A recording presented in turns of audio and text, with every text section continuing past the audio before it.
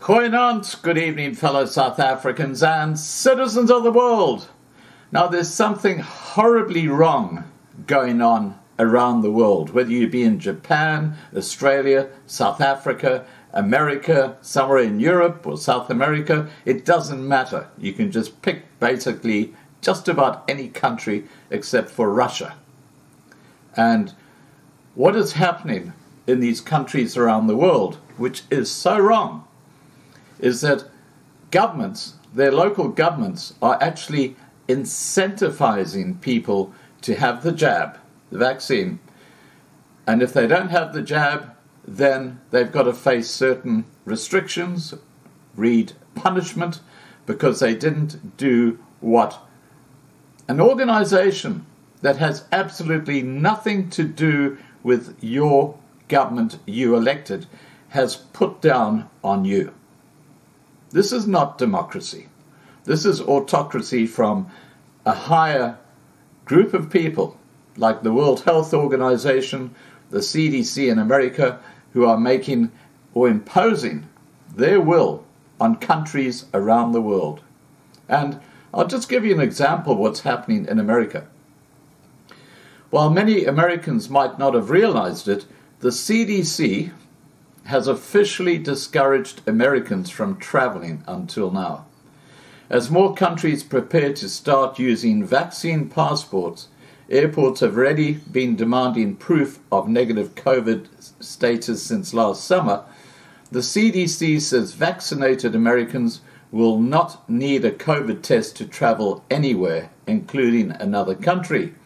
That is, unless they're required to do so by authorities in their destination country. Whilst all this is probably sounding promising, there's a catch. Vaccinated travellers still have to get a negative test result before boarding a flight back to the US, where they then must be tested again 3 to 5 days after returning home.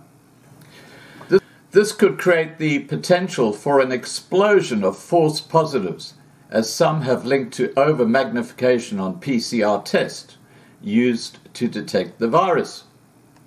As we noted earlier, the CDC's latest edict, just like its first one, is essentially permission to do something that millions of Americans are already doing. So what's wrong here?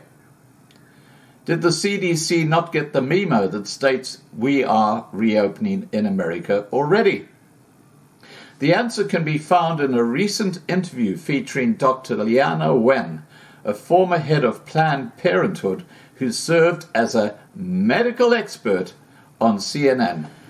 She explained that the CDC's only hope for convincing every adult American to get vaccinated is to withhold the carrot of freedoms from the people until they assent to being vaccinated. So that's the strategy that's happening around the world. Here in Australia, you can't fly internationally unless you've got what's going to be called a COVID passport. You know, this sort of crap is absolutely ridiculous. It is actually deceitful, and it's taking away our liberties. And it's not our governments that are doing it. It's coming from a higher source. Please remember to subscribe to be kept informed. Here comes that video I talked about. Please like this video. Please share this video. And above all, please stay safe. Bye for now. My main concern is that we're not going to reach herd immunity because of vaccine hesitancy. And I know that's hard for a lot of people to believe who desperately want the vaccine right now. And they're thinking, oh, well, it's just a small percentage of people who are actually anti-vaxxers. And that's true. There is the anti-science, anti-vaxxer contingent.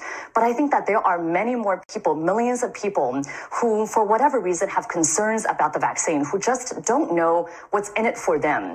And we need to make it clear to them that the vaccine is the ticket back back to pre-pandemic life.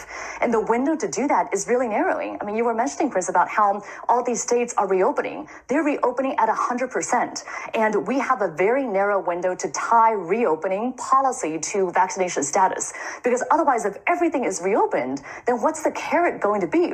How are we going to incentivize people to actually get the vaccine? So that's why I think the CDC and the Biden administration needs to come out a lot bolder and say, if you're vaccinated, you can do all these things. Here are all these freedoms that you have. Because otherwise, people are going to go out and enjoy these freedoms anyway. And I fear a situation of coming into the fall where we never reach herd immunity. And then we get hit by the next surge of COVID-19 in the fall, something that we could have prevented if we just got people vaccinated now.